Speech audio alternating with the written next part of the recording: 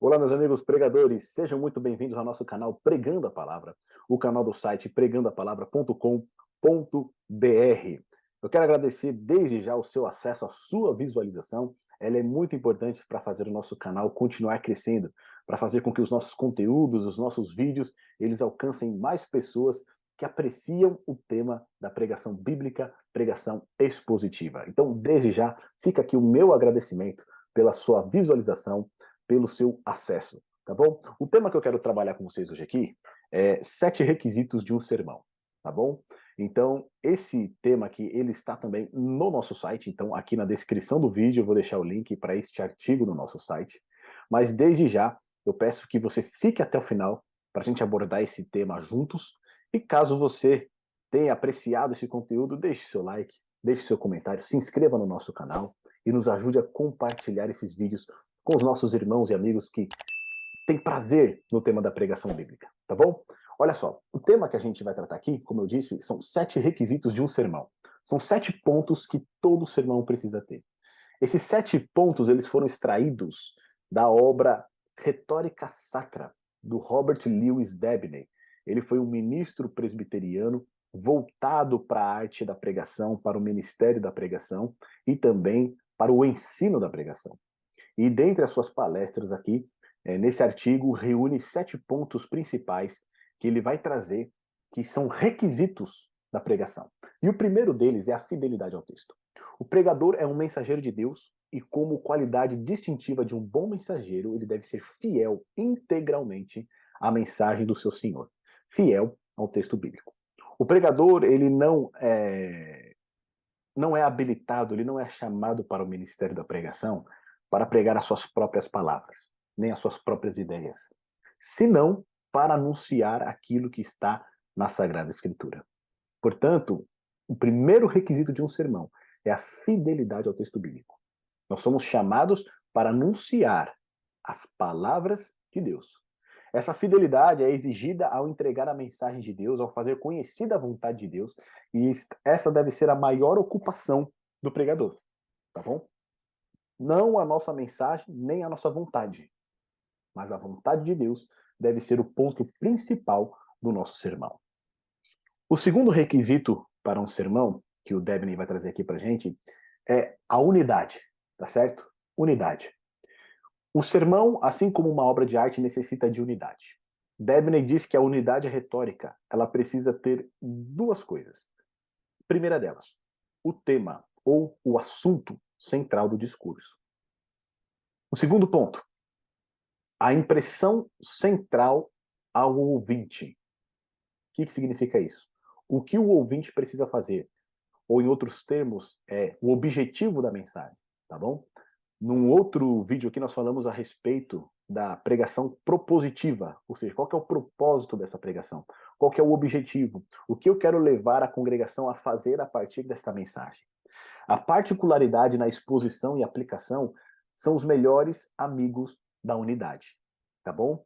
Então, precisa ter um tema, um assunto principal, e nós precisamos ter um objetivo, tá bom? O que que nós iremos, o que que nós queremos que a nossa congregação faça com essa mensagem? Esse é o segundo requisito de um sermão, a unidade. E se você parar para pensar, hoje parece que é um pouco complicado, né?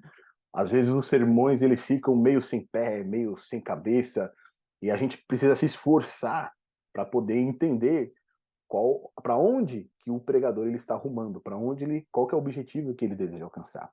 Eu pensei que isso era um dos efeitos colaterais aí da Covid, né, em que muitas vezes era difícil para eu acompanhar o raciocínio do pregador. Mas realmente eu tenho constatado que muitas pregações elas não são objetivas, tá bom? Elas não são objetivas. A gente não consegue entender para onde o pregador ele está arrumando, qual que é o objetivo que ele pretende, tá bom? Então, a unidade é um segundo requisito de todo sermão. O terceiro requisito é cristocêntrico. A proclamação do evangelho requer que o tema da graça seja apresentado. Este requisito assume que o sermão terá um foco predominante na obra salvífica e redentora de Cristo.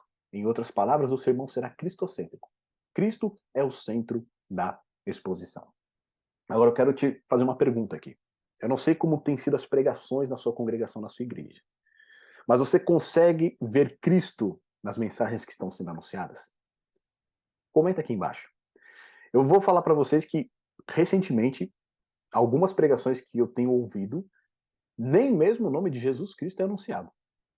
Nem mesmo o nome de Jesus Cristo é anunciado. É lógico, né? O pregador ele fala de Deus, ele fala sobre Deus, mas Jesus Cristo é a sua obra redentora, a sua graça, o evangelho manifestado através da sua vida, morte e ressurreição, não tem sido apresentado.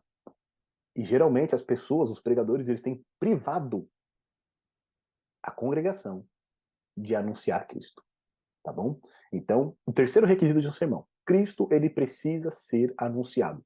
Cristo ele precisa ser apresentado, tá certo? Nós temos aqui um outro vídeo que fala como encontrar Cristo nas Escrituras. Ou seja, não existe desculpa para o pregador não anunciar a pessoa de Cristo. Um quarto requisito do nosso sermão é que ele precisa ser instrutivo. Isso não significa que o sermão deverá ser cheio de intelectualismo e argumentações lógicas exageradas, né, ou até mesmo trazer temas filosóficos para discussão. Um sermão instrutivo será alimento para a congregação.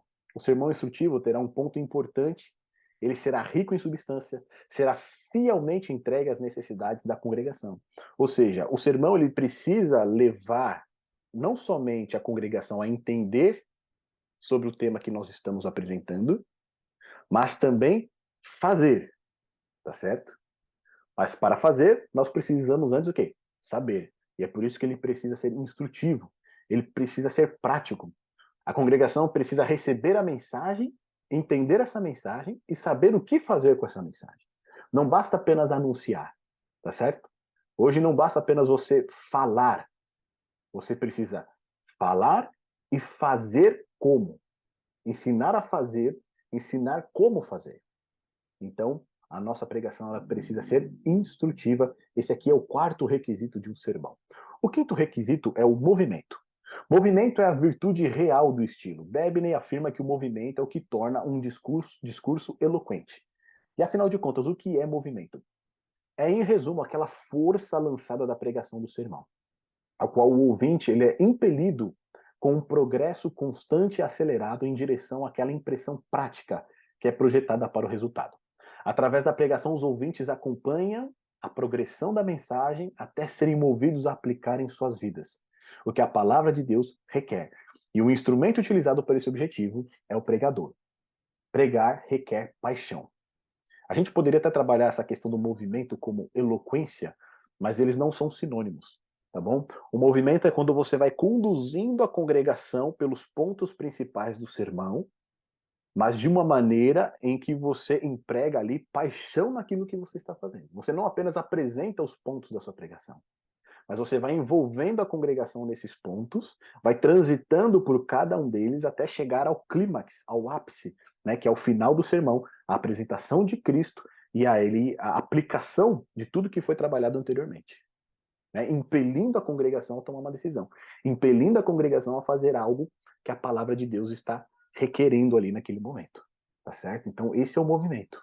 Né? Não é apenas a exposição, não é apenas a apresentação dos pontos principais do sermão, mas é você conduzir a congregação através da fala, através da nossa atitude corporal, não é? Da nossa linguagem corporal, você conduzir a congregação até o ponto alto do sermão ali, que venha na apresentação de Cristo e a aplicação da mensagem na vida. O sexto requisito de um sermão, a grande ideia, ou a proposição, tá bom? Um sermão precisa ser focado em uma grande ideia. Algo semelhante ao que nós falamos da unidade. Claramente, ela deve ser entendida pelos ouvintes e intencionada a incendiar seus corações. O pregador precisa ter clareza para onde ele está se dirigindo, e a sua congregação precisa entender quando ele chegar ao final, como e por que ele chegou nesse ponto. É algo que a gente costuma dizer que a pregação expositiva, ela também é dedutiva, tá bom? O que a gente quer dizer com isso? Dedução. Você apresenta um ponto principal e aí depois, na sua pregação, você vai sustentar o porquê deste ponto principal foi apresentado, tá certo? Então você vai trazer todos os pontos ali que vão sustentar essa grande ideia, essa proposição. No nosso site, a gente tem um artigo que fala a respeito da proposição. Eu vou deixar também aqui embaixo na descrição e depois você confere esse artigo lá. tá bom? O que que é a proposição? É a grande ideia. É como você resume todo o seu sermão em uma frase, tá certo? Se o seu sermão pode ser resumido em uma frase, essa é a grande ideia, essa é a proposição. Só que essa grande ideia, ela também precisa ser o tema principal ou a grande ideia do texto bíblico, tá bom? Ela não pode ser diferente. Então, essa grande ideia, ela revela qual o objetivo do sermão, por que que ele está sendo pregado. E aqui a gente disse, né? A sua congregação, ela precisa entender, quando o pregador chegar no final, como e por que ele teve essa grande ideia. Como e por que ele extraiu essa grande ideia do texto bíblico. Tá bom? Então, todo sermão precisa ter o quê? Uma grande ideia ou uma proposição. E o sétimo e último requisito de todo sermão, ordem. O sermão precisa ser apropriadamente organizado e dividido através de linhas expositórias. Cada palavra precisa ser dita no seu devido lugar. Dabney não tinha tempo para vagueações, exposições sem objetivo. Se um membro da congregação é capaz de recordar o conteúdo do sermão alguns dias após a pregação, o sermão provavelmente teve ordem.